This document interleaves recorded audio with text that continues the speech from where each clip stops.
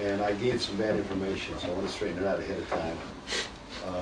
I had said that if you wanted to speak, you could only speak on items that were not on the agenda. That is the standing rule. However, I talked with the chairman of the APG, and he said in the interest of fairness that we should open it up to everybody. So we will do that tonight. Right there, Richard. We'll do that tonight. We'd like to ask you to limit your comments to 3 minutes so that we can get out of here before the chamber comes in for breakfast.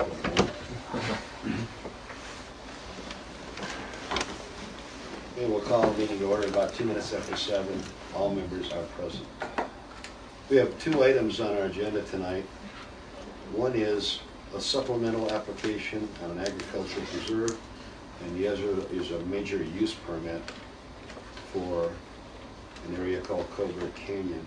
The applicant, Mark Halkin, is here, and I thought we'd start off with the discretionary project application first, which is supplemental application agricultural preserve.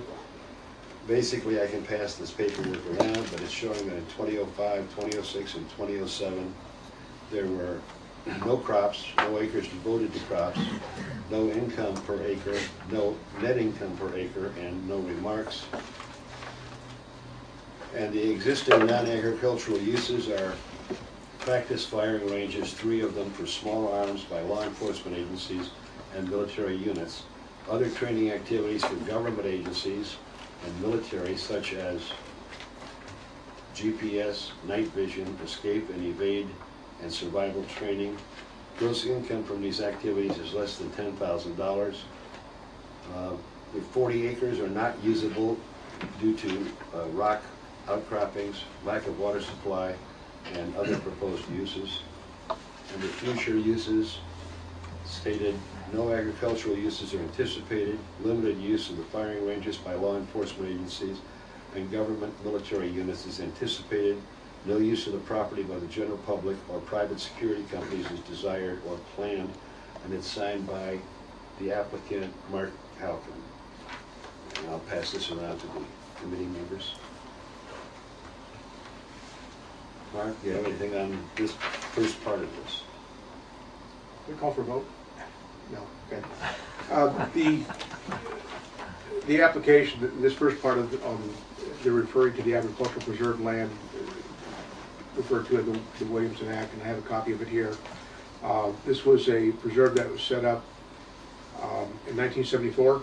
I just purchased the land 2 years ago, and so obviously this was set up before my time. And the property in question, to the best of my knowledge, has never been used for agricultural based on the condition. As far as, I don't know that it ever grew there or they had animals up there or anything like that. You should be aware that we're talking about, I have 4 parcels of land, and it's just one parcel that's in the actual preserve. What I can do, I have a diagram, if I can put it on the table here, that'll kind of give you a better idea of what we're talking about.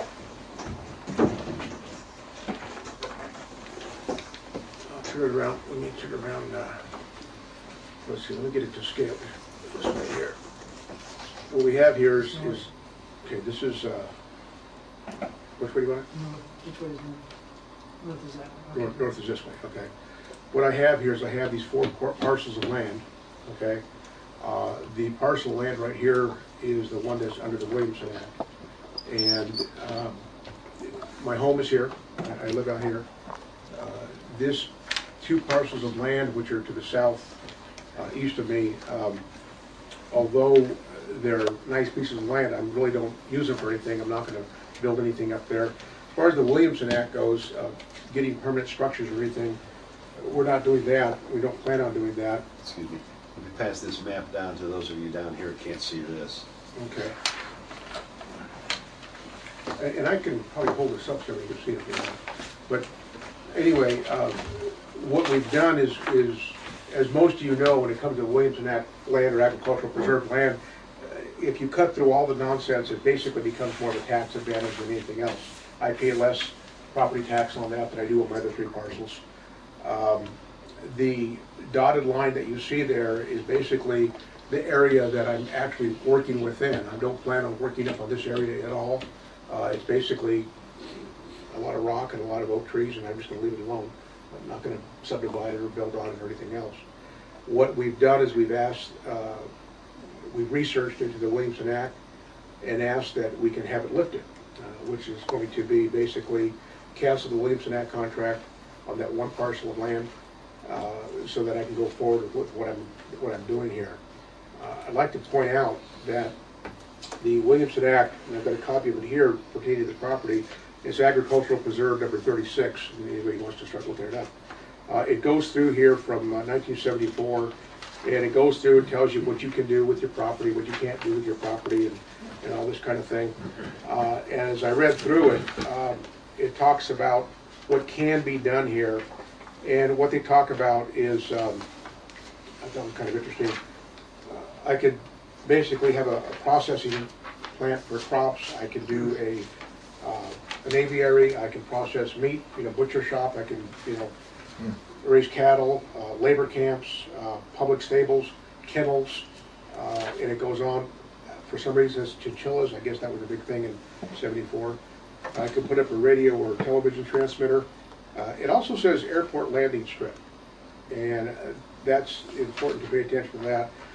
Livestock auction yard, animal waste processing, and if you follow down, this is on page B4 of the Williamson Act, it also says walking, hiking, picnicking, camping, swimming, boating, fishing, hunting, and other outdoor games or sports.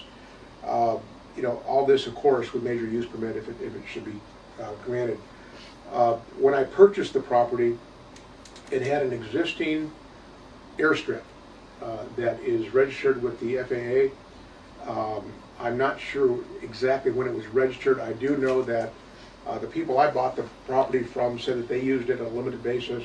The people they bought it from, I guess he had a stunt plane or something, and it was being a registered landing strip. As a matter of fact, we still have a lot of planes that fly over it and kind of buzz it kind of low, because it's in aviation flight books. If you open it up, it'll say it's called On the Rocks Landing Strip. So it is registered with the FAA, has been for many years. I have not transferred the old owner's name into my name as of yet, frankly, because I don't plan on using it for a fixed wing landing strip. It was already in existence when I bought the property. At the time I bought the property, it actually extended about 90 feet into the National Forest. I've got photographs that were taken years ago before I bought the property that shows the landing strip. Probably one of the best ones. I can pass this around if you want, but I'll get to you in a minute. You can see where this landing strip actually goes into the National Forest land. It has been that way for many, many years. I did not move it in there. So when I bought the land, I was aware that it was an agricultural preserve, but I wasn't aware of all the restrictions and such. And it fits in quite nicely with my other business. I own American Shooting Center in San Diego, which is up on Ruffin Road. I've had that business since about, for 10 years now.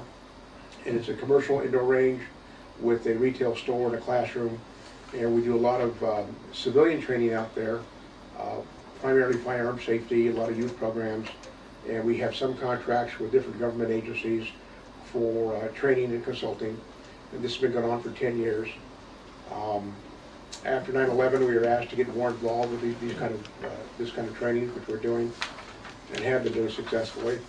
And what I'm trying to do up here, because of the secluded area, what I'm trying to do is be able to use this property to the full extent of what it's there for.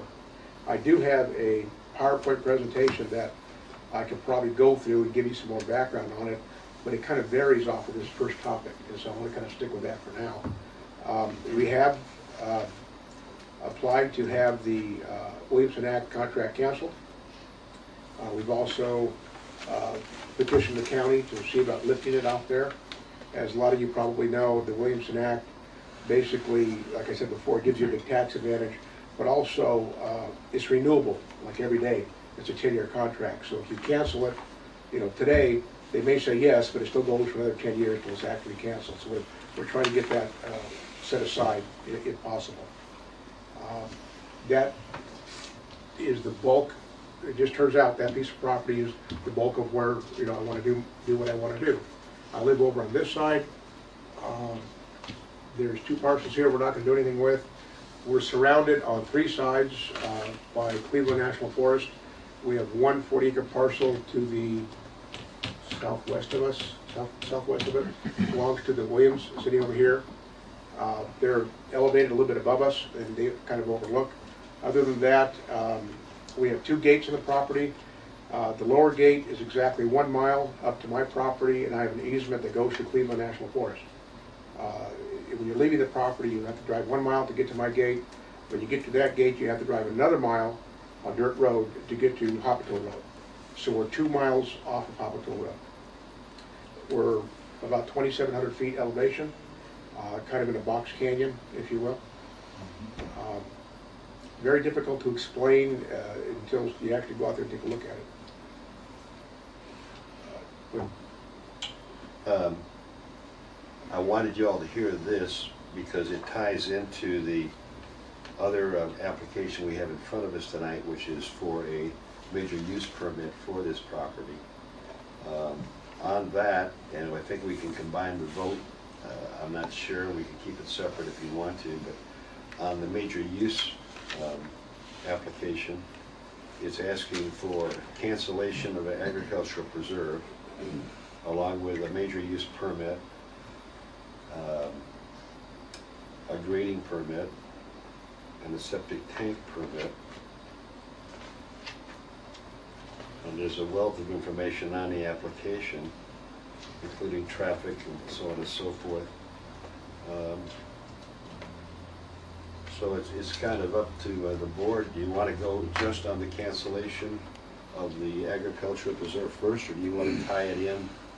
Hold on. If you want to tie it into the major use permit, which is also asking for cancellation of the project that we just heard about. Is that what O2 is about? Yeah. Just to lift the... That's what we just heard, yeah. Just to lift the... Any comments from the board? Okay, now open it up to anybody from the public that would like to speak on it. Ask you to limit it to 3 minutes. Robin? Okay, we are the next door neighbors, the immediate neighbors, and the map is located wrong. North is on this side. You come into the valley. If you want to turn it around, the airstrip is on the east side. We're on this side of the property. There's only one way into the valley, and we are an agricultural preserve under contract as well, as long with their other parcel that has the major use of the gun ranges and the illegal airstrip. And correction, the FAA does not supersede land use rules. It has no permit with the state or the county for having an airstrip as an illegal runway, and I've checked it out with the FAA and with the state air boards as well. So this airstrip was for private use. 2 people have died on that airstrip, 2 airplane crashes, and it was basically closed at that point. The runways, it was 250 feet. It's actually 1.3 acres on forestry land. The forestry and one of the gun ranges on forestry land. The forestry has a cease and desist order on it. We are protesting the fact that the agricultural preserve, there was ag use on this property. Mr. Tacoma did have ag use of this land. The fact that it's a Williamson Act does not preclude, does not mandate that you have it for agricultural use. It is an agricultural preserve. It is low agriculture because of the terrain. We have 150 to 200 oak trees on our property. You can propagate oak trees. There is a significant vegetation. There's habitat. The Williamson Act is for the preservation for habitat as well. There's a lot of unique geological formations there on the property, as well as the unique habitat formations that has been cleared out by Mr. Halcon. We have ponds on there that we share, and which has been impacted by activity, by grading, and by clearing that Mr. Halcon has done, which has negatively impacted our side of the property. So the agricultural permit contract is mandated. It's governed by the state of California and not the county. So to get out of it, it is very difficult to get out of the Williamson Act contract. Certainly you can petition it, but it is a long road to hoe. And if that's your major thrust is on the ag permit, before this board makes a decision on this, I would venture to say that that needs to be settled before this board goes forward.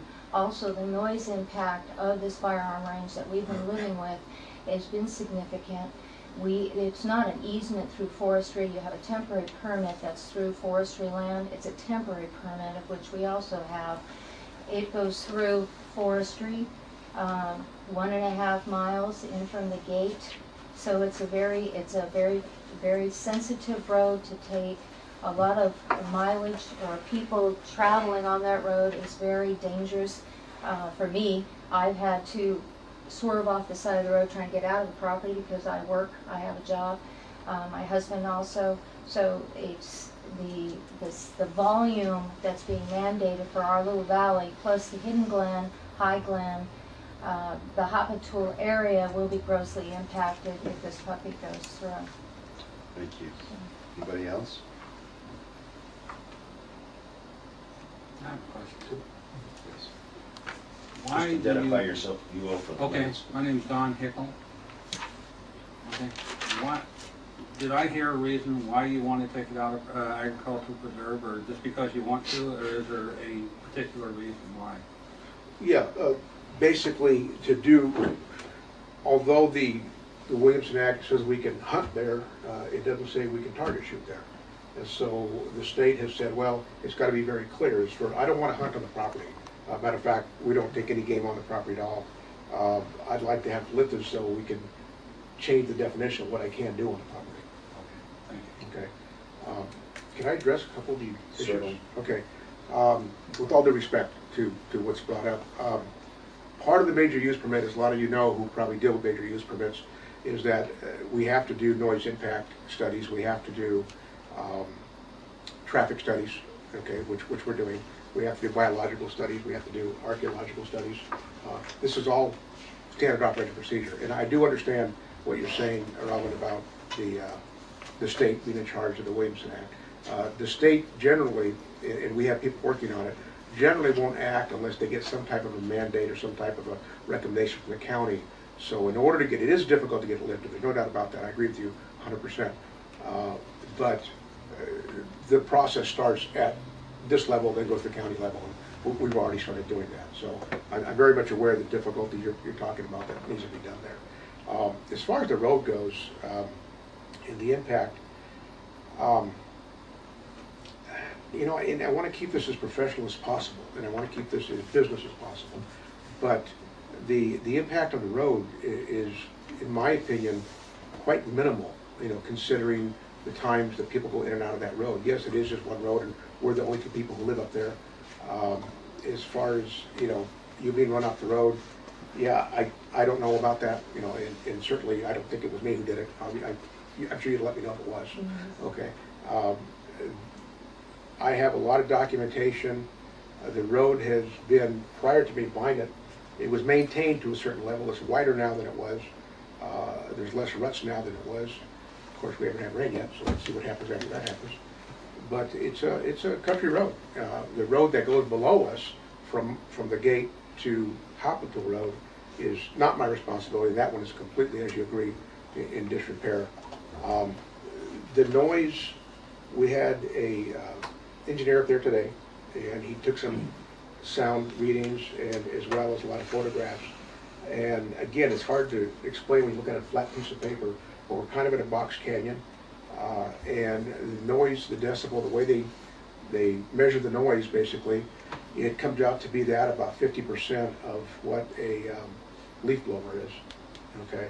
And the noise is measured over a 1 hour period, and there's rarely that have been shooting there constantly for an hour straight. Basically, we have shot for several hours at a time, but it's not constant. It's not, you know, it's not basically the same decibel level up there. I don't want to make it, you know, sound light of it. I know there's noise. You know, I'm very much aware of that. But lifting the Williamson Act and doing what I want to do, the other thing that I need to point out, which is kind of interesting, is that if you look at this area, especially this property, we're in what's called the San Diego County Recreational Shooting Area, okay? And it tells you that where you can shoot, and we're right basically in the middle of it. It's the county area. It's been there for I don't know how many years. It's legal to shoot there. The county has come out on several occasions and looked at what we're doing. The sheriff has come out a couple times, and basically what I've been told is that until the Williamson Act is lifted, until the major uses permit is passed, if it's going to get passed, it's legal for me to shoot there. I just can't run a commercial business. Where are you on that map?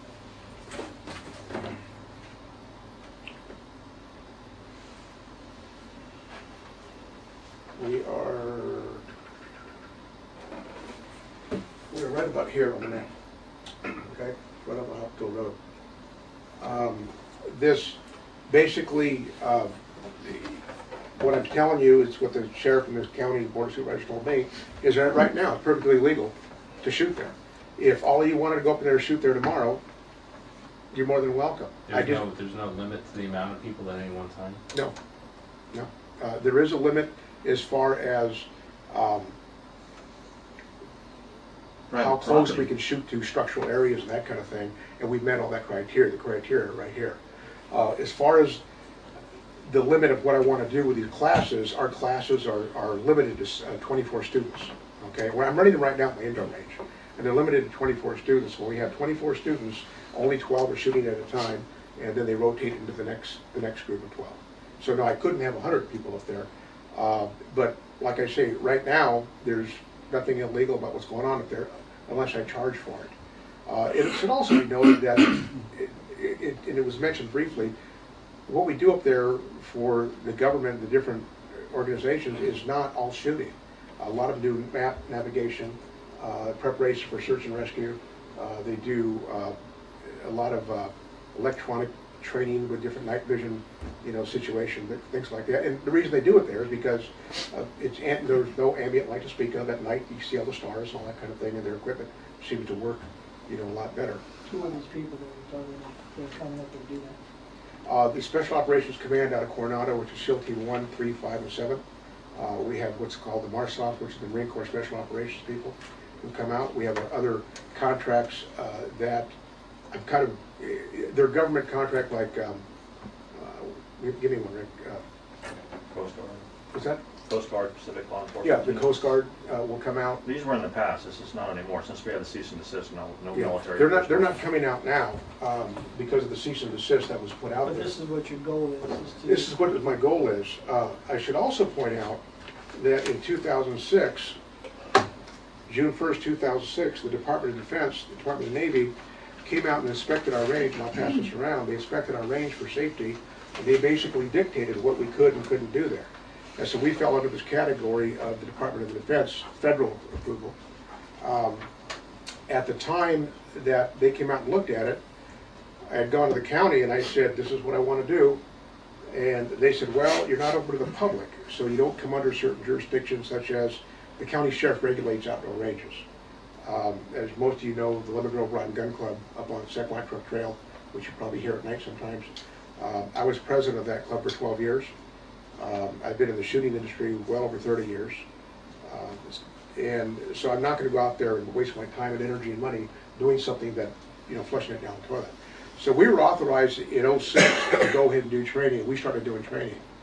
We opened communication with the county, and then a lot of you are very much aware of the situation through the media of Blackwater USA and their facility they're proposing out in the trail.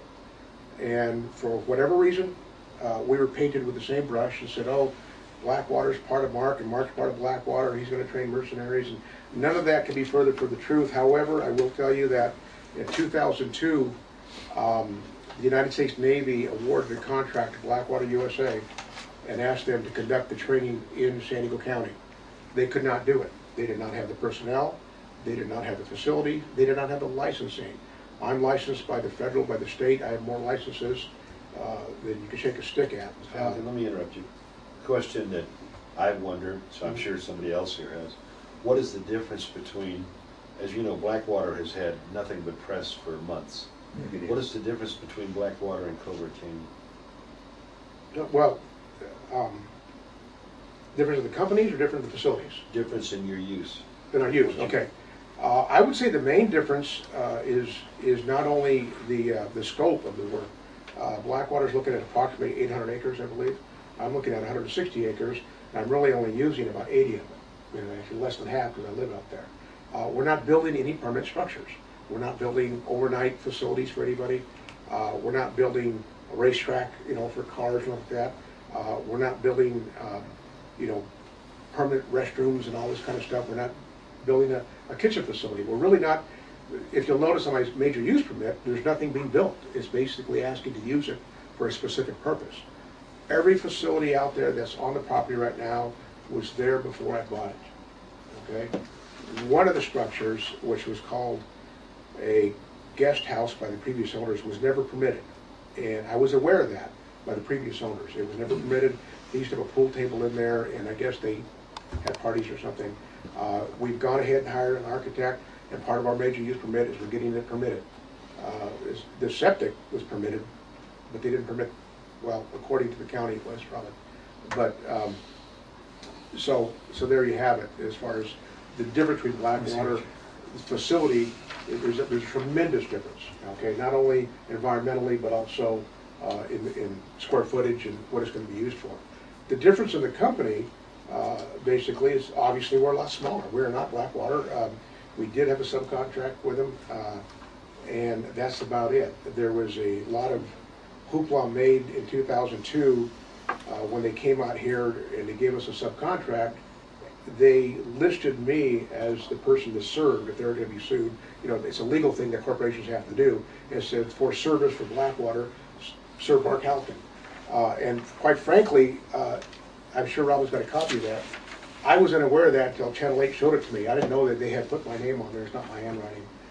Since then, we've had our lawyer contact the state corporate board to get my name out there because I'm not an owner or anything else of Blackwater. Are you training civilians? Excuse me? Are you going to be training civilians? No. Well, let me back up. We train civilians at our American Shooting Center.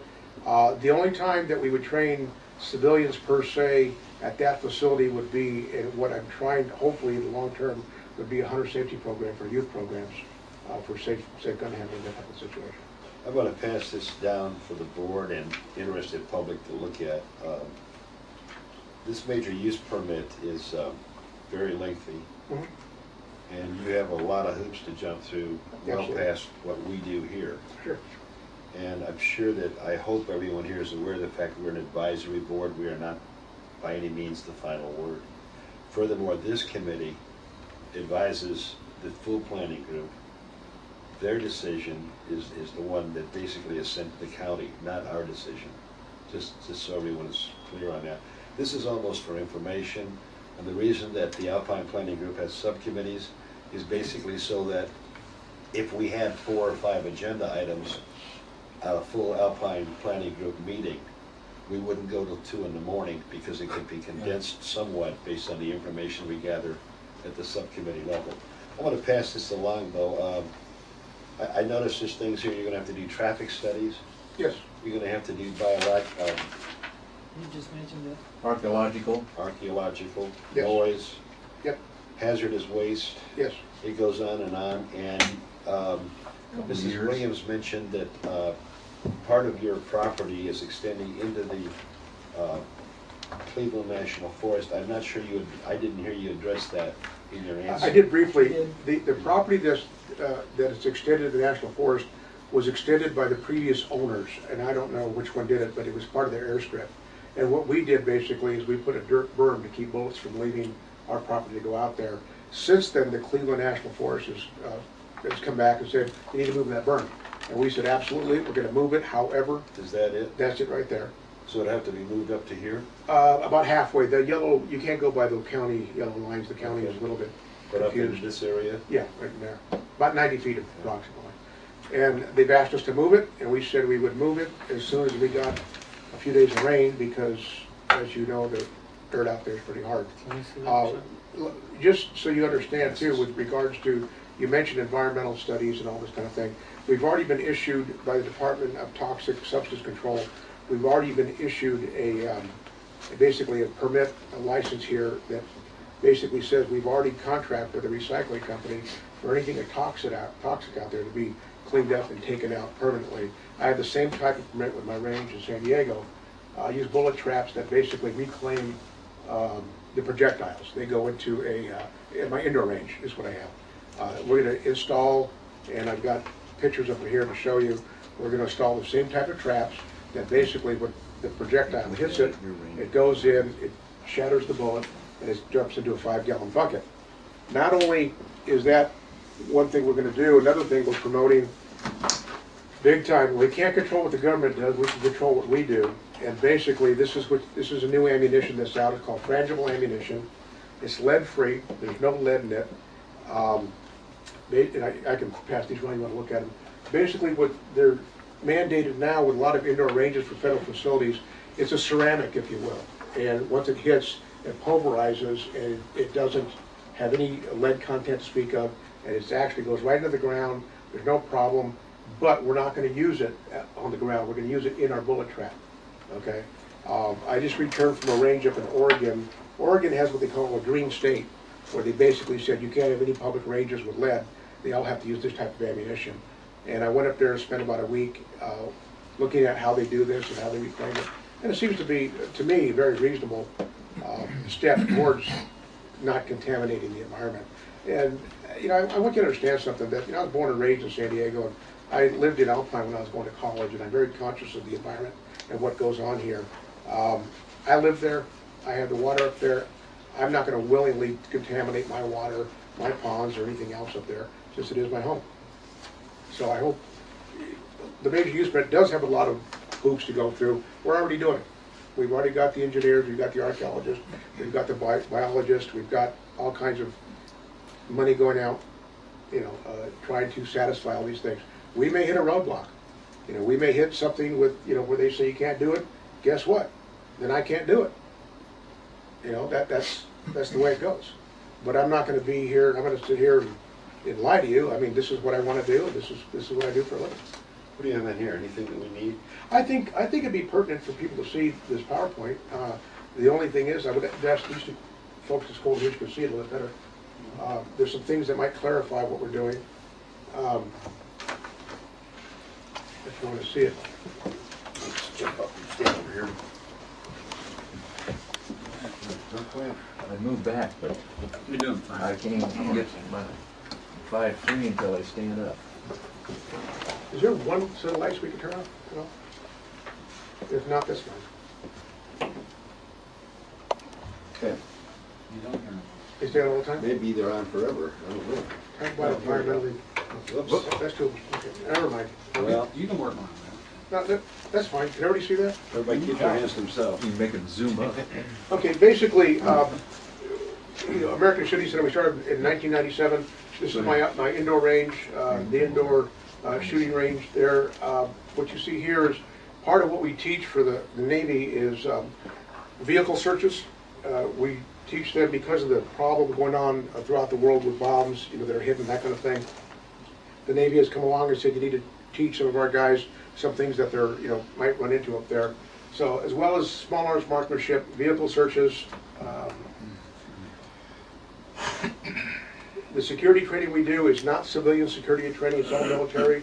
We have the schoolhouse. I have a 6,000 square foot schoolhouse in Kearney Mesa behind my facility.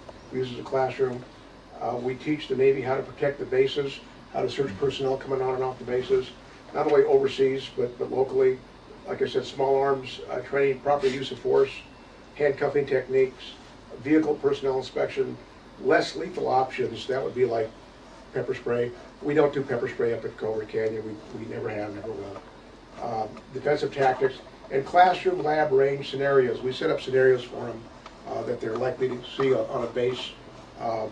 Basically they're kind of like the MPs, if you will. We train 24 people off every ship that comes in and then leaves. We'll have 24 of those sailors trained. Rick, how do I back up? The arrow buttons. Yeah, use the arrows or use the right click. Let's see here. Let me do the backup here. Okay, here we go. This is our location. As you can see, this is Loveland Reservoir, and Hospital Road comes out here, and we're up on High Glen. Some of you, this is the Covert Canyon area. The red X is basically the High Glen Road. A lot of people didn't even know we were there in 2006 when we started doing the training. As a matter of fact, we used to order for the local deli, 30 sandwiches brought up there for the sailors, and they would bring them up the road, and we'd take them up there. We'd have people come to the restaurants in Alpine, and nobody really knew what we did. It wasn't until we got a lot of unwanted publicity on Channel 8 that people started knowing where we were. Since that period of time, I've had to put in some security, as well as other things to keep people who don't belong up there from going up there. We've also put in a second gate. The second gate is a nuisance. A lot of you walked in here, saw me sitting here, but you don't realize I do walk with a cane, so it is a pain for me to get out sometimes at 11 o'clock at night when it's raining to open that gate. However, it paid off tenfold during the fires recently because my caretaker, Charlie, and myself were the only ones there. We had several vehicles come up there trying to get in to see what's going on. And obviously they think we're storing a bunch of guns or whatever, and so we've had to take some additional security measures because of, quite frankly, because of the exposure by Channel 8 as well as what was in the newspaper. This basically shows you where we're located compared to some of the military bases in the San Diego proper area, the county area here. The reason that they like our facility is because we're 47 miles or 47 minutes from the 32nd Street Naval Base where a lot of these people are stationed. When these contracts come out, what they say is we need somebody to do some training within 1 hour of the base, okay? What always comes up is they say, well, why aren't the military training their own people? Well, they are for the most part, but due to downsizing and the lack of facilities, they've decided to outsource some of this to people who do it for a living, okay? And this is what I've done, for the majority of my life, and that's why we do it. We're at 2,700 feet. Just to give you an idea, we're, like I said, in a box canyon. We're not visible from Hospital Road. We're not visible from High Glen or from Hidden Glen, because High Glen basically technically stops right there, where the gate is. And even if, I know some of you have been there, you just can't see it. You have to go all the way up to the property to see it. This is an overview of the landing strip that we cleaned up. This is the 2 square ranges, and I'll bring it up a little closer for you. This is part of it is in the reserve, agricultural preserve area. Okay, this is the end of the property that goes into the national forest. Okay, and again, it had already done that before I got there. And what they've done is they've come out, and we just paid a lot of money for a survey, and they put the stakes in the ground, the markers in the ground. And what I've got to do is move this berm here back to right about that area right there. And we are willing and happy to do that, because if that's what they want, that's what they want. And, hey, we'll do it. These are the 2 square ranges I built. I got cited by the county for grading without a permit by doing that. The interesting part about that is the majority of that dirt was taken out of a spring that was filled in years ago by the previous owner. I found a spring on a topo map from the early 1900s, late 1800s that said 5 Willow Spring, and it had dirt in it, so we took a lot of that dirt out, and we kept digging and digging until the spring came back to life, and that's over in this area over here. And of course, because of the drought, the water drained eventually on it, but we're hoping to get it back this winter. This is the direction of fire. We're shooting basically to the east, okay? And if you watch, this is basically where the sound waves, the loudest part of a gunshot starts at the muzzle. And it ends right at the muzzle is where it starts to decrease. Not only do I own American Shooting Center, you should also know that I'm a forensic analyst, and I specialize primarily in homicide cases, anything to do with the use of firearms. I'm on retainer with the major manufacturers, different law enforcement agencies. I've testified in court with the grand jury, with all the different courts on behalf of different law enforcement agencies, as well as against law enforcement agencies with officer-involved shootings where something may not have been right. So from the scientific point of view, I want you to know I'm not just quote-unquote a gun guy, I'm very aware of how the guns work and what they do. One of the reasons we're here is we're the only private range safe for air operations. Now, when I say safe for air operations, what I mean by that is in order to get somebody out of there quickly, should there be what we call a catastrophic event, or a gunshot wound, or a heart attack, or a snake bite, or a broken leg, something like that, realistically, the only way to get them out of there is life flight. So we checked with the life flight helicopter. They actually flew out one day. We checked with the Navy. They came out. They've landed twice to see if the airstrip would support what they want to do, and that's basically what they want to do. Now, I will tell you that you asked earlier who uses it. Some of the SEAL teams out there said, well, can we bring a helicopter in here to pick up our guys and take them home? In other words, can they come in and train in the morning, and in the afternoon, the helicopter comes and takes them back to the base?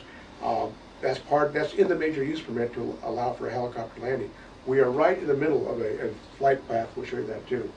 The only long distance rifle range short of Camp Pendleton, the airstrip, ex-airstrip, basically also we use it as a rifle range.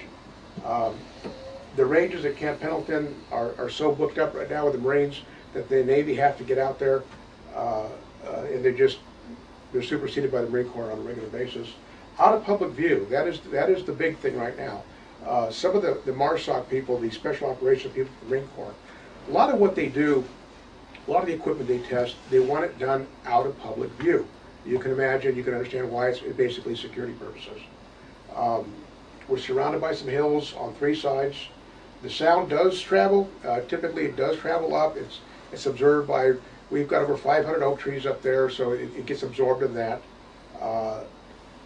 There's the resident on the plateau, the only resident out there, the Williams, they have the property adjacent, and that's it. Other than that, it's all national forest. Again, we talked about the proximity to the bases.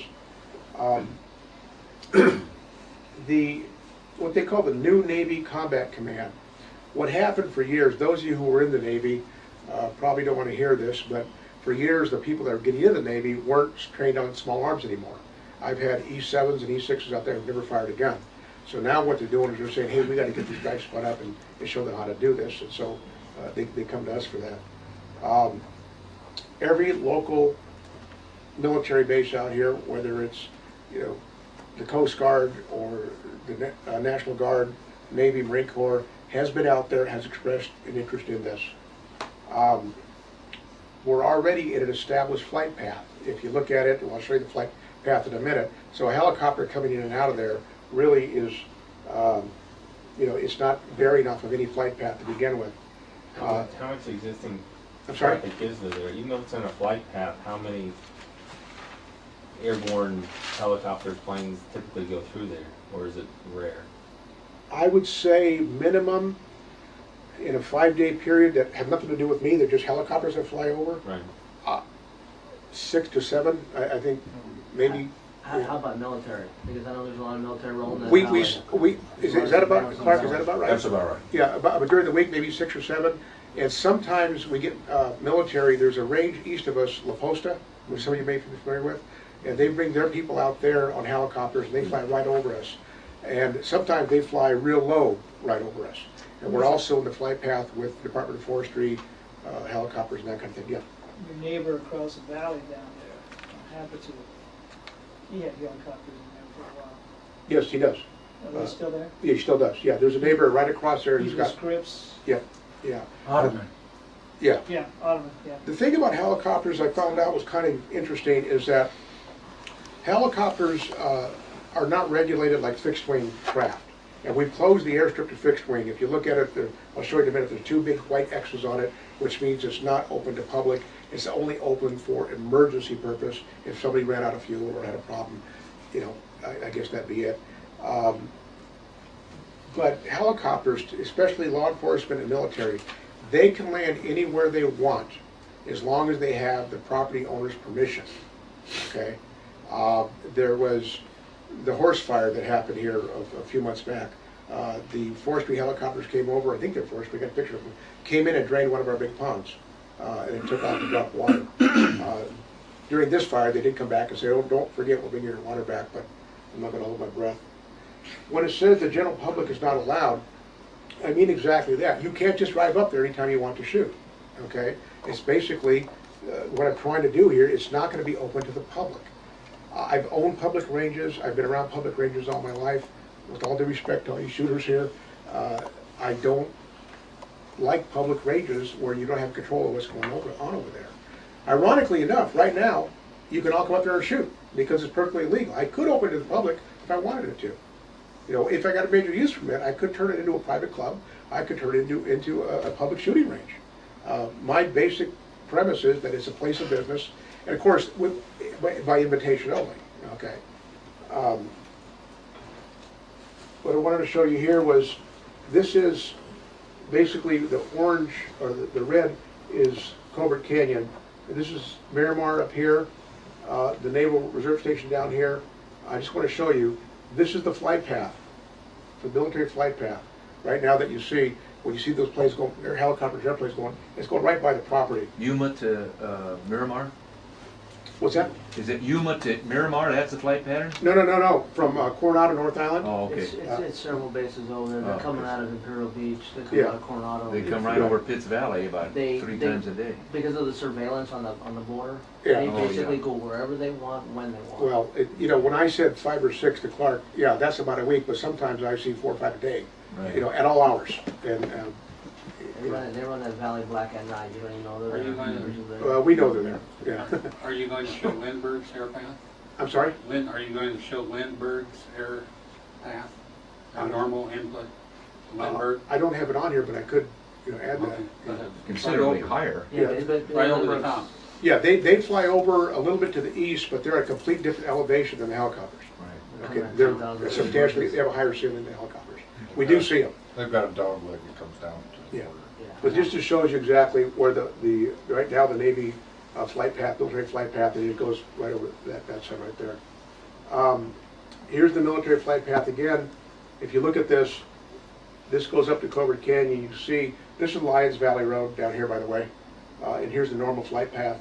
And so there's no major population centers, you know, that are going to be affected by this because they're coming out through that valley. And like you say, they're kind of doing what they want right now anyway. Yeah, they do whatever they want. What we do is we rent ranges to local military and police units. We provide training to local units. We provide what we call home team units training and facility support and consultation. Here's what happens. If the sheriff calls up and says, I want to use your facility for our snipers to come up there and shoot, and I say, okay, what do you want? Do you want instructors? Do you want equipment? Do you want this? No, we just want your facility. Fine. Okay, they come up there, they rent it for the day, and they use it. They provide everything.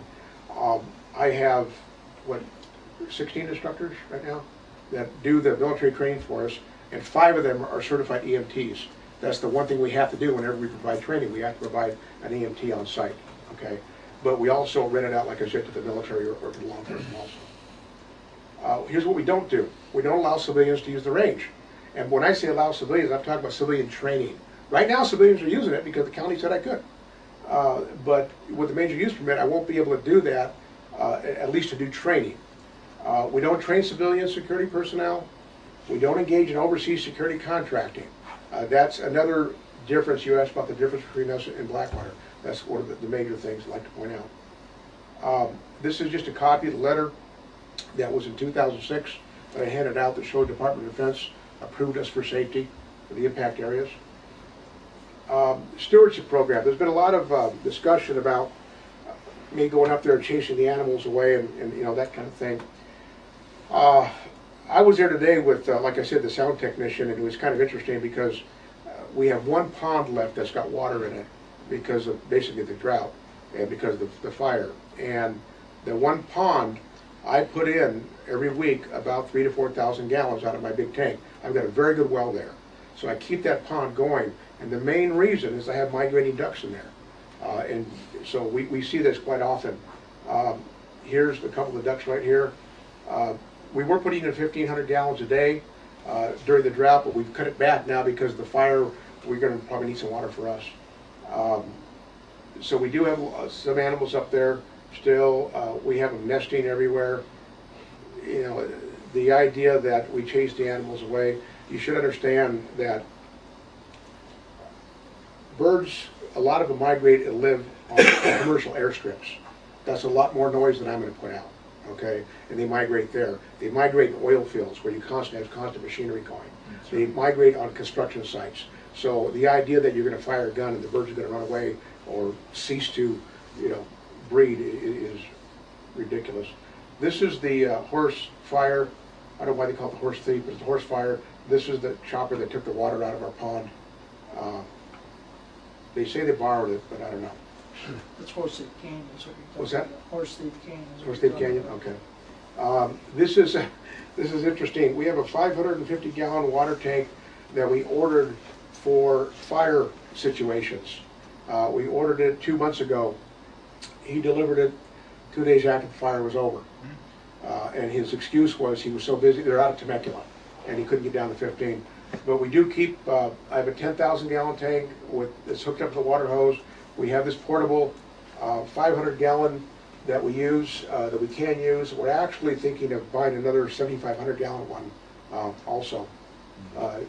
I've been through 2 fires now, through this last one and the one, the horse fire, and I won't leave the property. I've just basically, being in the business that I'm in, I know what looters do. I know what it's like when you leave your property, and I refuse to leave.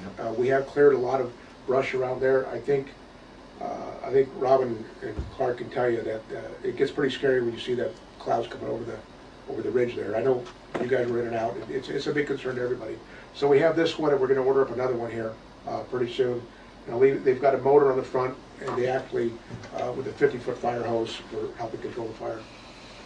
This is the bullet trap I was talking about. These are going to be, should be approved, will be placed at the end of the firing ranges right now. This is a schematic of it. What happened is they're made out of steel plates. The bullet goes in here, and it goes into this little centrifuge, if you will, or circular area. It spins around, loses energy, and it drops into a 5-gallon bucket. Do they work? I have them at my indoor range, and I've had them there for 10 years, and they're about as environmentally safe as you can get, basically because we recycle everything. We recycle all the lead at my indoor range once a month or every 5 weeks. The EPA sends a guy down, he picks up all the lead, he takes it up and he smells it, and he writes us a check for it. So we do recycle everything.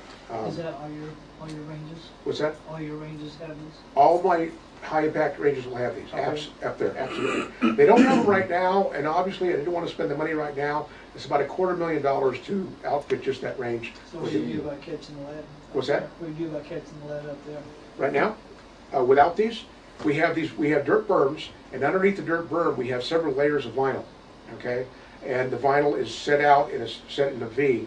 And what's going to happen, should we get approved, we just come in there, all the lead goes into the ground, it goes onto the vinyl, we bring it out with a bobcat and we shake it off and we recycle it.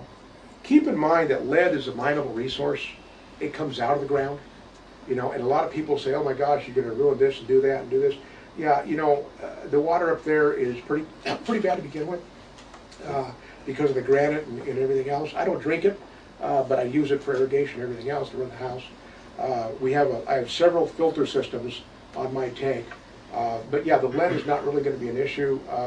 Again, as president of the Lemon Grove Gun Club for so many years, and having that lead recycled as a member of the National Sports Shooting Foundation, which is a national organization, that's one of the things we're tasked with, is making sure that all the ranges are basically maintained and not going to be an environmental issue once they cease to operate. This shows you in proximity the dirt berm behind the traps. Should a shot get over that, which is, it'll happen, people do miss.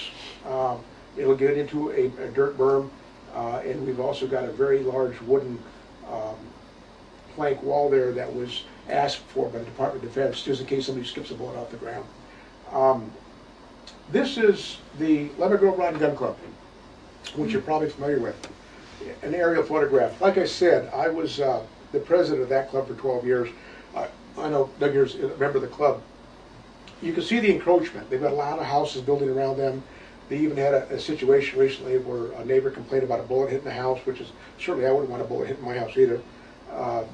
But the reason we even brought this up is because if you look at this range, and the development going on all around it, that's one of the reasons I picked this area. There's really going to be no development around me in the Cleveland National Forest portion, okay? This range here is the Project 2000 range, used to be called the Fish and Game Range, okay? And Mr. Fusco is very familiar with that. I would say out of all the ranges I've looked at, this one kind of concerns me because you've got a lot of houses right on the hill looking down at it.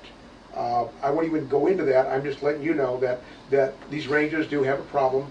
Sometimes this is housing up here, and this is the range right down here that's shooting into a big dirt berm over there. This is really an interesting range. This is the Home Avenue Police Range on Highway 94 and Home Avenue, and I'm sure you've all driven by that for years. You know, I used to be a range officer down there for a while when civilians were using it, and we used to have people in the house above us.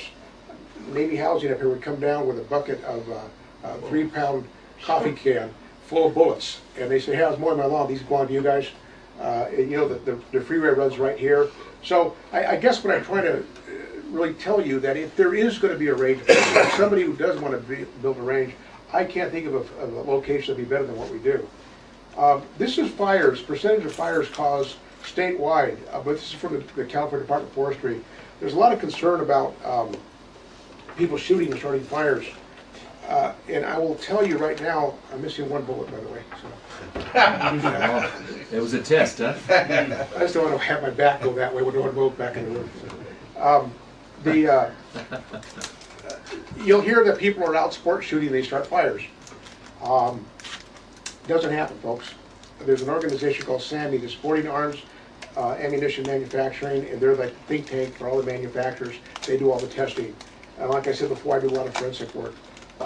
The biggest reason we have fires is equipment use, whether it's a chainsaw or a generator or somebody's motorcycle or a dune buggy or whatever. That's the #1 cause of fires that we see.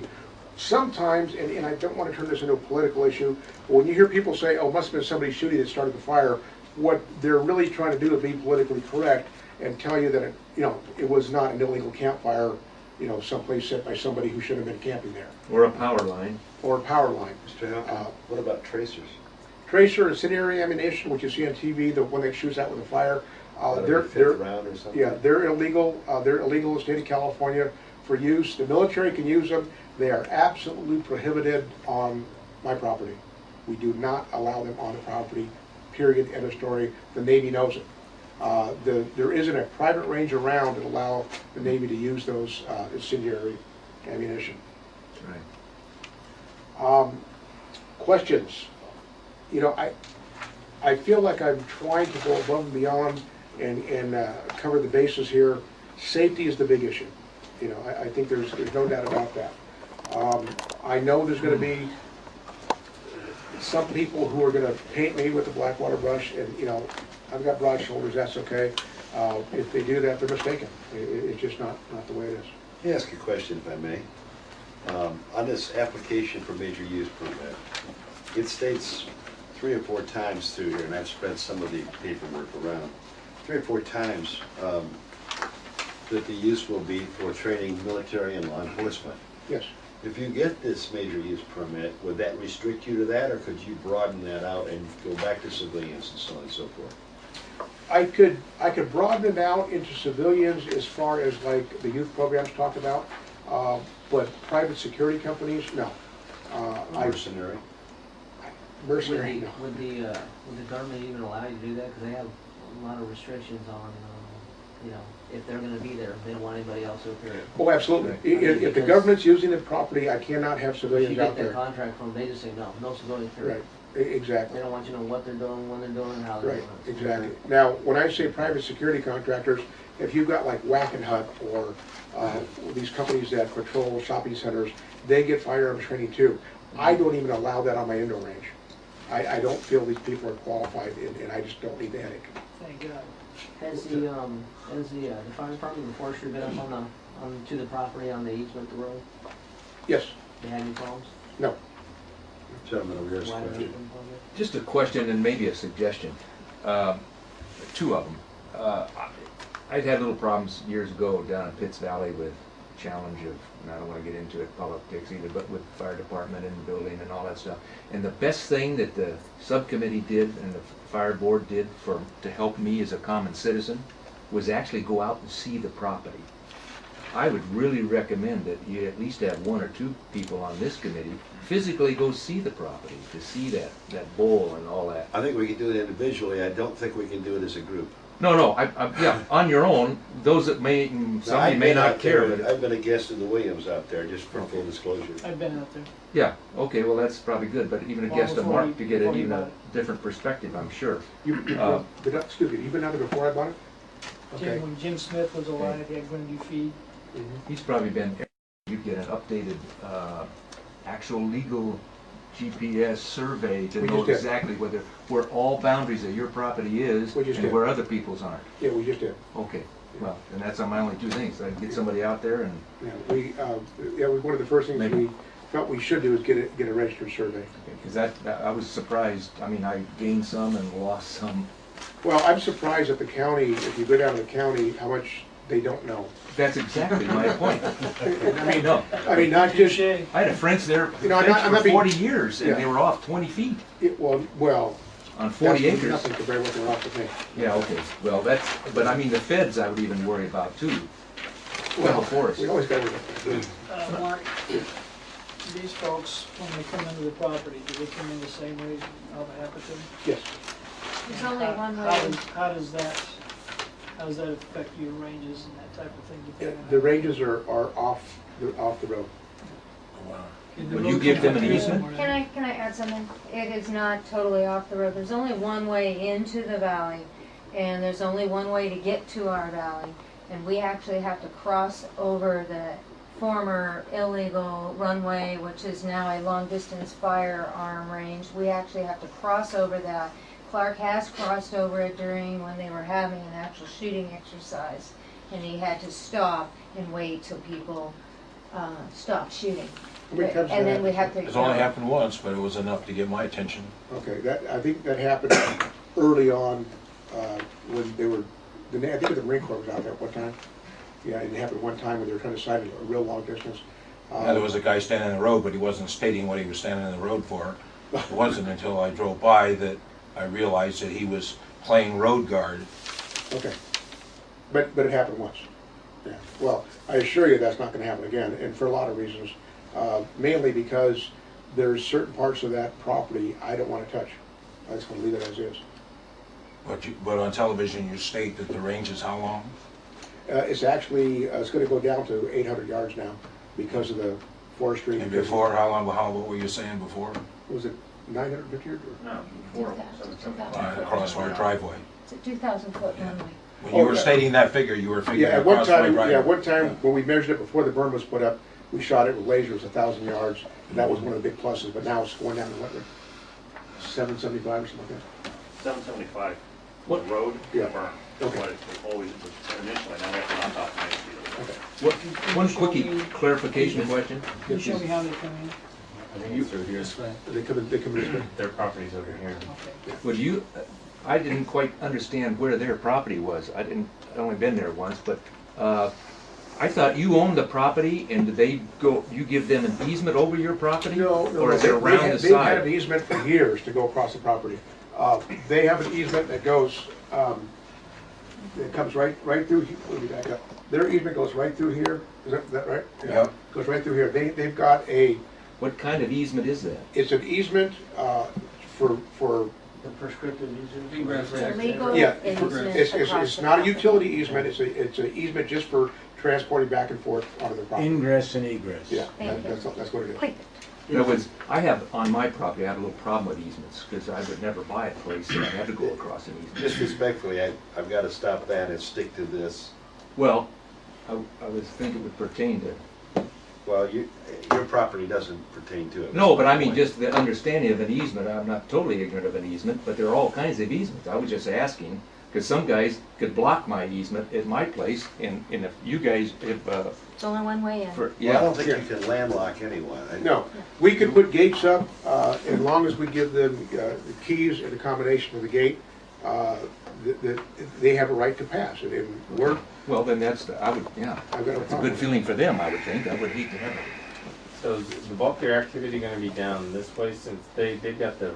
Yeah, the bulk of the coming through activity, here? because here's the 2 square ranges, and here's the 1 range right here. Right. So the bulk of the activity, since I live right up here, the Right. bulk of the activity is right over here. So you're not gonna expand it this way? No. If you get the native use No, permit? no, no. I mean, that's basically what you see there is exactly what we're gonna build. This is kind of a blow up of the area we're talking about right there. There isn't, one thing if I can add, we're about 1,000 feet, our house is about 1,000 feet from where the firearms ranges is. We actually see the fire ranges from our house. And we're about 1,000 feet, and it's a huge sound that ricochets off those rocks. It's in the Alluvial Valley, and it's grounded off crowd creams in front of it, and it just, that sound reverberates and bounces off. It's huge on my side. If you want to come, when you're shooting, come over to my kitchen window and see what you can see out the window. But we actually see the firing from our house, and we Okay. hear it. But Robin, It's do you not very far. understand, you do understand that you're also living in a shooting area that's approved by the county? We also know that there is no shooting on there according to the Williamson Act on that parcel, regardless if a fee is charged or not, according to your grant, you have a copy of it. Regardless of a fee is charged or not, there is no shooting on that Williamson Act parcel, and that's by law. And the Well, county is okay. in violation right now. I would take it up with the county. We are. That part will be in the county's lap anyway, not this Exactly. committee's. Yeah. Exactly. Our job tonight is simply to make a recommendation tonight among our members as to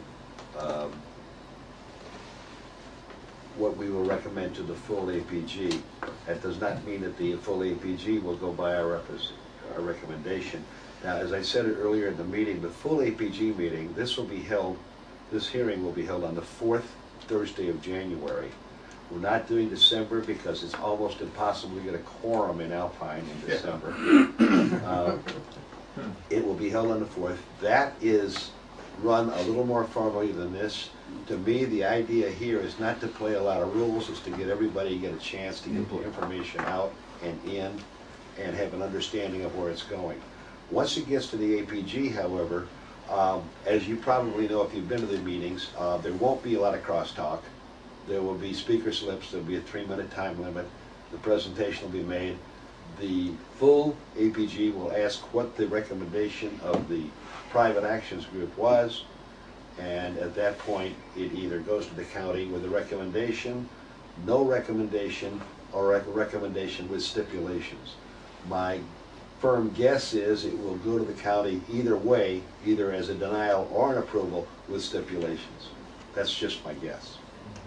At what point do you elicit public commentary on a meeting The like full, this? I mean, right now. Right now, you're welcome to open up Okay. this very minute. I'm basically a competitor of Mark's. My name's Doug Norman, live at 946 Bremen Avenue, which is downrange from the Lemon Grove Rod and Gun Club.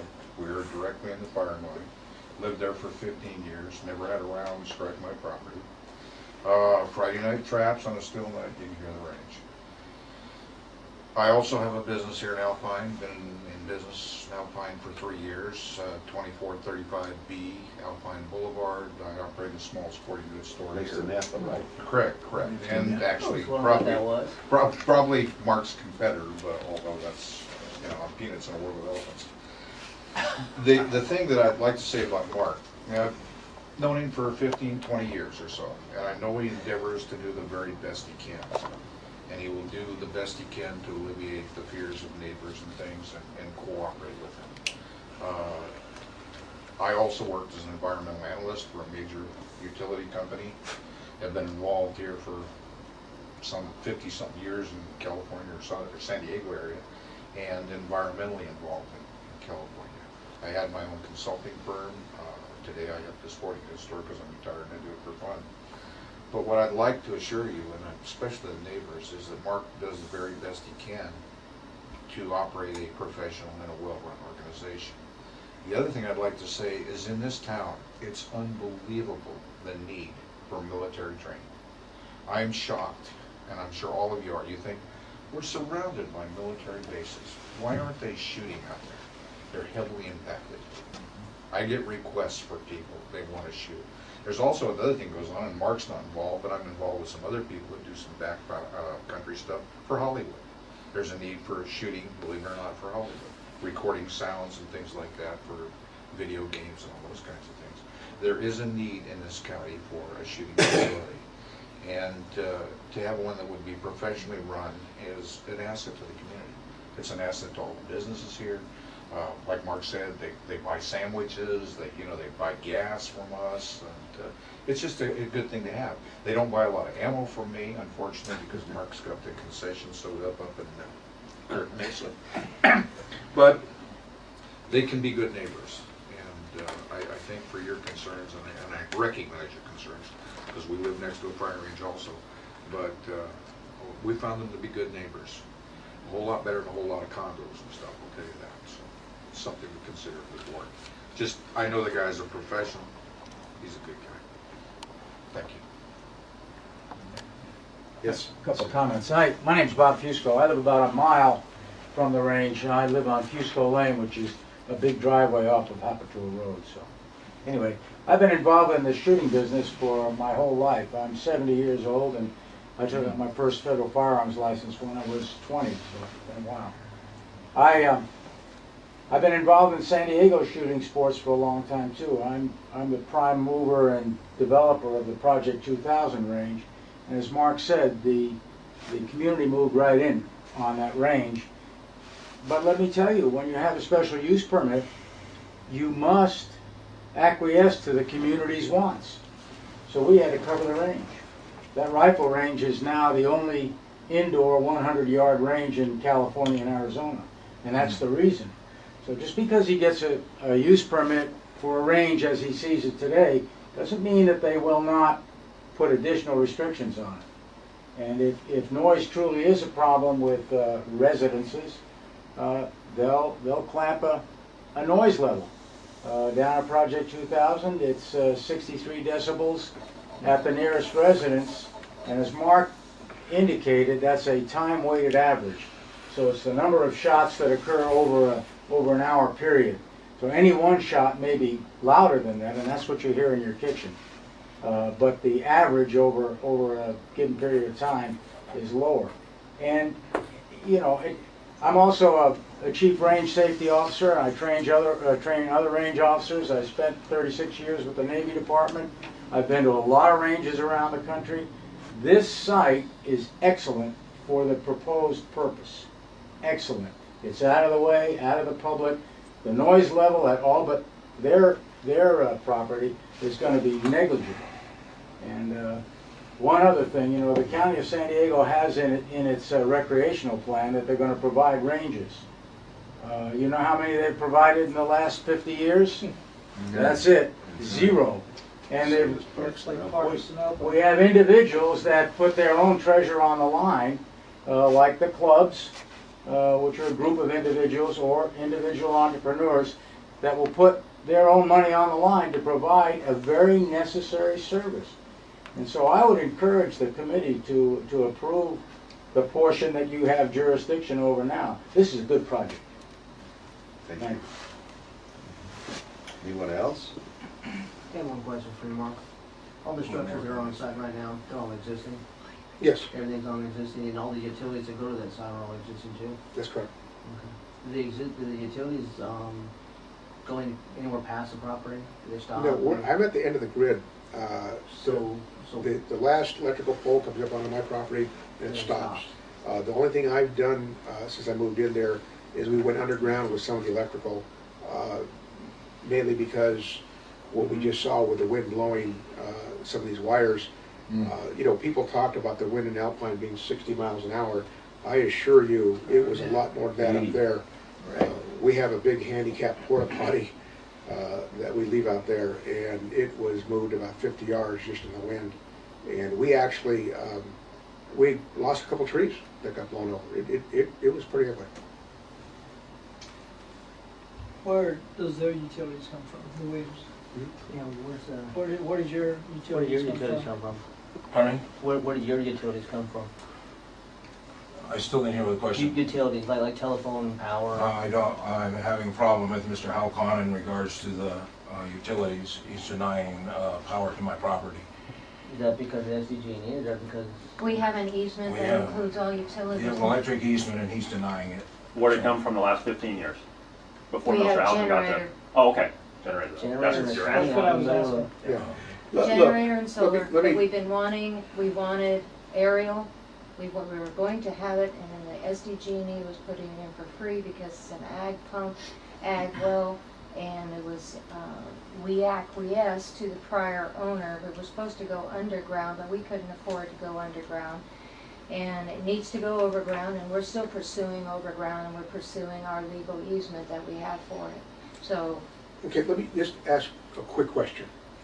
Let me cut in, please. Yeah. This has nothing to do Okay. with what we're here Right. for But tonight. I had something I wanted Yeah, to I say. was just wanting to see what went on. Mr. Taylor, Clark still had something I to still had say. something to say. Yeah. All right, in 1983 or whatever it was, when I bought the property, I was happy to find the property because it was secluded, and the ag preserve aspect of it was a plus. And if you read the whole ag preserve contract, it states in there that the state sets it up, but the county oversees it. Well, the property, I'm sorry. I bought this property to retire on, and I wanted to maintain as, it was my understanding by the contract that it was a guarantee that the land would be protected in an agricultural preserve. Taking it out of the preserve works fine for Mr. Calcon, but it doesn't match the contract that I have with the state going back to 1980 or whenever it was. All right, but just a question, a point of clarification for me, and pardon me if it's obvious to everybody but me, but I need to understand this as well. If he's asking to have his property removed, that doesn't remove your property, does it? No, but if you read the thing, it says in there that adjacent properties are also affected by it. And if it negatively impacts a contiguous area, then it's even harder to get out, and it would negatively impact us because Yeah. our long-range plan Yeah, this isn't is doing to anything for my value. use it for agriculture and to have trucks going in and out of that property. Can I address that? You know what, I think there's some misinformation on here. The question I wanted to ask earlier, when you said you have a problem with electrical, it does have something to do with what we're talking about here, is have either one of you asked me to allow the electrical to go across the property? Have either one of you asked me? I have a contractor that did. No, I asked if either one of you asked me. The No. contractor did. No, your contractor came to me one day and he said, I'm scouting out where I'm gonna run the electrical.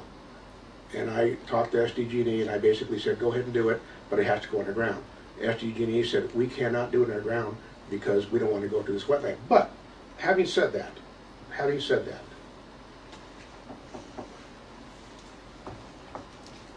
let's look at the property we're talking about here. Because I'm being painted in a circle here, okay? This is the property where they live, okay? This was done before the county cited them, okay? This is the house. Would you show it now? That is irrelevant at this point. No, it's relevant, I because need to keep a point of order here, let him Right. finish. let me tell then you, can let me tell you why it's relevant, Robin. Is because of all these abandoned vehicles right here that you see and everything else, and you come to me and talk about my environmental issues, okay? You're right, it's cleaned up now because the county went out there and said you gotta clean it up. But the fact of the matter is, not hearsay, not innuendo, but the fact of the matter is, you've been living there for 12 or 13 or 14 years illegally. Nothing you have up there is permitted, never has been. Your plan That is just, a lie. your plans Sorry. just, your plans just got approved, okay, for your trailer, but your permits haven't been issued yet, okay? Now, for you to sit there and keep talking about how it's gonna impact your property and all this kind of stuff, people need to see exactly what we're talking about. Is that permitted on AG Preserve Act land? I can't believe that. Looks like a junkyard. No. It's at least 50 vehicles there Tell broken me, down. tell me about your concern for the environment okay? Tell me about your agricultural preserve that you have on here, okay? You tell me you're gonna grow acorns, and that's fine. I wish you the best luck with your acorns. But there seems to be a situation here where I'm being held to a higher standard. And you know what? I'm taking that standard, I'm going to the county, and I'm paying what I have to do, and I'm hiring geologists, and I'm hiring biologists, and I'm doing what I have to do. And I will tell you what, Let us, it's okay to disagree with the type of business I'm in. It's okay to say I'm a lousy neighbor, but I refuse to sit here or anyplace else and have people sit there and say, hey, you know, I'm ruining the land, you know, over something like this. You know, I have a hand back here. He needs to respond. I am comfortable with this. I mean, I understand that it's Mr. Halcon who took pictures of it and turned us into the county, which we don't have a problem with. What you don't understand, what you didn't explain, that at the time that these pictures were taken, my husband had a business in La Mesa, which he retired from, and unfortunately, he moved his stuff to the property in temporary state, but then he ended up with cancer, so we were fighting cancer while you were building your berms, your illegal berms, may I might add. So we can throw illegal after illegal. The fact is, the property has been totally, we salvaged. A lot of the material was for to build the house, build the barn. It is now in salvage, and we wanted to go green, so a lot of this stuff was gone. It is completely gone. We were going to be using it to construct our barn when he retired, when we moved up there. As far as being illegal, let me finish. You have stated that we were illegal, that we've squatted on your property. We do not squat on your property. We are totally on our own property. Our wells are septic. Everything has been permitted legal. The house was legal as far as HUD because it was a manufactured home. It's registered with HUD as far as the county was concerned, and that agricultural permit that contract, we were allowed to have a structure on that house. As far as the disagreement with the county is, they're saying it had to be attached to the land. Okay, ours was not attached to the land. It's a manufactured home, and do not call it a trailer. Right now, this has nothing to do with the But I application in understand. front of us. Where's the picture from today? You got a picture from today? No. We have no problem dragging this here. Well, the I'd reason, ask you to work this to the chair and stop All just right. popping up. Do you have a point of order? Yes, I do. Go ahead. We are here to listen to about agricultural preserves and to listen about major use permits on his piece of property. We should not be looking at any pictures or discussing anything on their property. Well, the applicant can show any pictures that he wants to, but I agree with you that this is going beyond the scope of what we're here for tonight. What we're here for tonight is twofold. One, he's asked for a cancellation of the preserve, and two, he's asking for a recommendation on a major use permit to conduct a training facility for military and civilian law enforcement. That's the only two issues we are here for. can I address the chair? Yes. My reason for bringing the pictures out is because the Williams had alluded the fact to the implication that I was going to have an adverse effect on their property. I understand. And I don't believe that to be true. I understand that. It's just I realize that outside of the scope of what we're doing, there's problems between neighbors. That's something that has nothing to do with the planning group. Go ahead. Raymond Lutz with Citizens Oversight. Mark, your contract with Blackwater, that was ending in September. Yes, it was. Was that renewed? It was what the government called extended till May 1st. Okay, so you're still under contract with Blackwater. Would you be using that range for work with Blackwater? Absolutely not. Okay.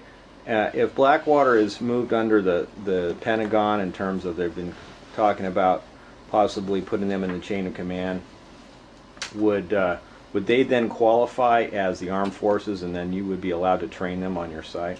No. Okay. No. Even if they were, my liability insurance precludes me from subleasing to other companies. I can only sublease out to the government. For example, if my competitor over here decided to get in the training business, I could not allow him to do that without violating my insurance. What is a licensing organization? Is there a governmental licensing organization that limits what type of weapons you can use, what kinds of, and so forth Yes. on these shooting ranges? Yes. What is that one? There's two of them in that government. One is Department of Justice in the state of California, and the other one is the Bureau of Alcohol, Tobacco, Firearms, and Explosives. Okay.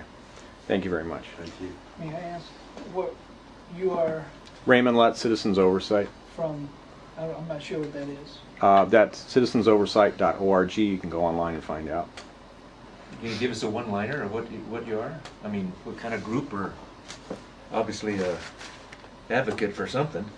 I'd rather not. I'd like you to just continue with your meeting, and if you'd like to look into it or talk to me afterwards, I'd be happy to go over it then. I'd like to point out that I know Mr. Lutz, and I don't have a problem with him being here. He's actually been on the property before. I think that we probably differ politically, but I think we can agree to disagree on several issues. So I've got no problem with this question. Anybody else? Well, I might.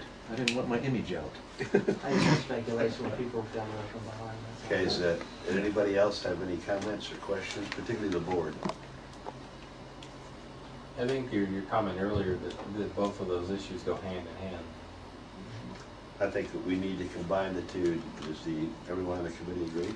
Yes, I agree. Because one's in, just basically, the MUP is asking the same question as the abandonment question. It's on the same application. So, anybody else have anything before we call for a vote? Are we gonna have any discussion I'm open. in a closed session, or are we gonna vote We're not now? allowed to go closed There's no session on closed this. session. We're not? No. Okay. To discuss it now as board members without the public here. Well, I would like to ask just the question just among the board members and not anybody else. What are the relevant issues here that we need to decide on? Are the relevant issues, there is an agreement in place, and are we going to recommend that it be lifted? Is the relevant issues that there are going to be bullet traps that are put in place to catch the ammo? Is that really relevant to the decision we need to make? It is included in the verbiage of his application. In other words, the stipulations that I would normally ask for are already in here. And I don't know if you get to see all the paperwork, Yeah, I saw it. but it does bring up bullet traps. It brings up, I'll be amazed if this MUP gets through in 2 years. I mean, just in studies and probably $100,000. Off the record, you remember it took Queen of Angels 9 years to get a major use permit. You're still not free. Yeah, if I may, I can't not vary from this presentation. You know, what I asked for the major use permit, I have to strictly go by that. Any variation, the process starts over again, and so is spending the money.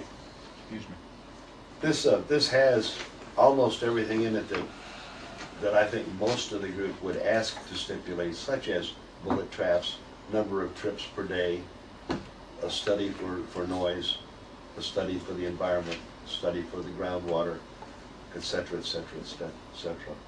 So, My personal opinion is you've done a lot of homework on this. It sounds very professional. It sounds like what you're doing is a need for the, not only the community, but the country. Amen. You've got provisions that tie you down based on what they're asking you to do, caveats that would possibly allow this to be lifted and give you the major use permit. Thank you. I'm impressed. Well, thank you. I think Bob Fusco can verify this, that if this is allowed to go forward, this will be the safest, most environmentally correct outdoor shooting range in California. There's no doubt about it. The people who are building the traps basically said, nobody uses those outdoor. And, you know, they're too expensive. And I said, it doesn't matter. You know, I've got to live here. You know, somebody else has to live here years from now. I want to keep it safe. I'm probably spending a lot more than I need to. I have one more question. How late does the firing go on during the Till period? 10 o'clock is what the addendum said to his. Yeah, the county has noise regulations that say you can only fire, or your noise has to stop at 10 o'clock at night. Okay, normally what the county's regulations are is from 9 in the morning until 10 o'clock at night. However, believe it or not, in a shooting area in an agricultural preserve, it can start at 7 in the morning. And I don't shoot Well, I 7. know I hear Lemon Grove riding down, it comes right across the canyon in my house. Yeah. Usually Friday nights. Yeah. Lemon Grove has Friday night trap, and they go up beyond 10 o'clock sometimes, I think. At least they used to. But that noise does carry because they're up on a plateau and they don't have mountains around them, so the noise just continues to carry. It's not irritating, it's just that I hear it, I know it's there. Well, I'm I sure don't. it does. I think it's closer, I'm not sure about that. As far as shooting goes, I'd have to quit shooting at 10 o'clock or before. Well, while we're on board discussion, let me add my 2 cents too before we go for a vote. Number one, I would hope that all of us here, not just the board members, but the folks that are just sitting in, will look at this strictly as land use and not political. We're not a political body. We're looking at this as land use only. And I realize that particularly with the political atmosphere in this country right now, it's very hard for people not to get pretty heated up politically, but that's not what we're here for. Secondly, I have a next door neighbor. He is 14 years now in Navy SEAL Team 5. He is the most highly decorated sniper in the United States. He's been over 4 times. He's picked up 2 silver stars in 4 trips. Silver stars are not given out in Cracker Jack boxes.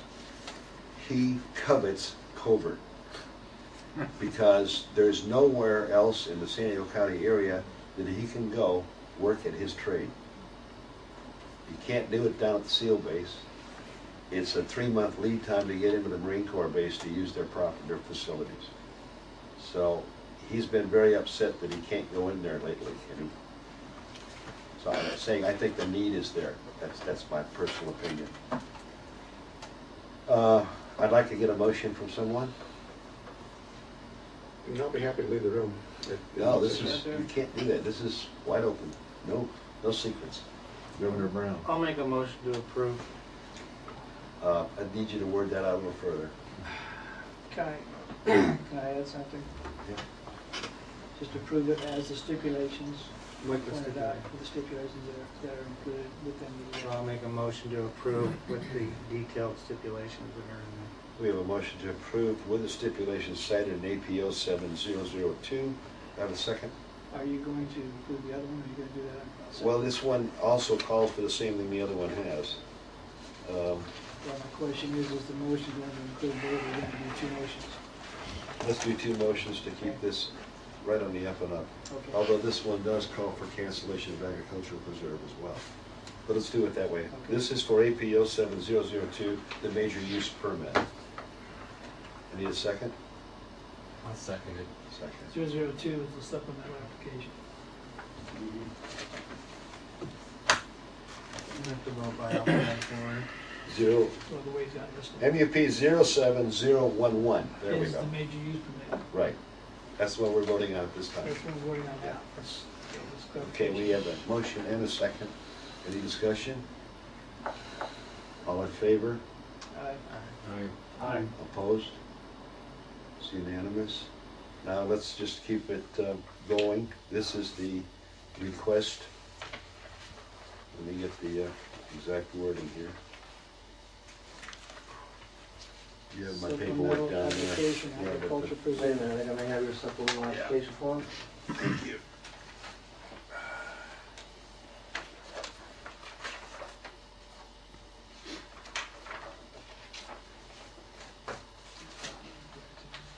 This is the APO 7002. Well,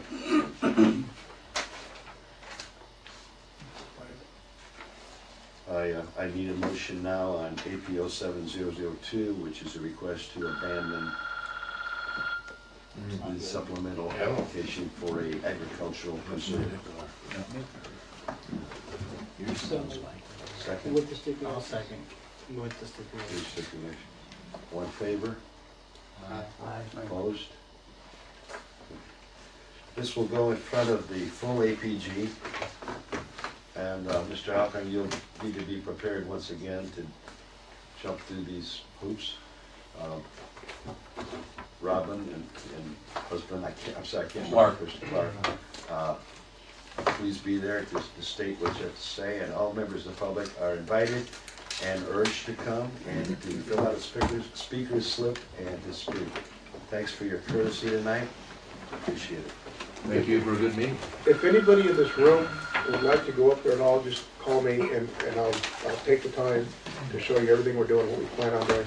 I'll be happy to do it. Caution the committee though, not to go up as a group, please. Take my name,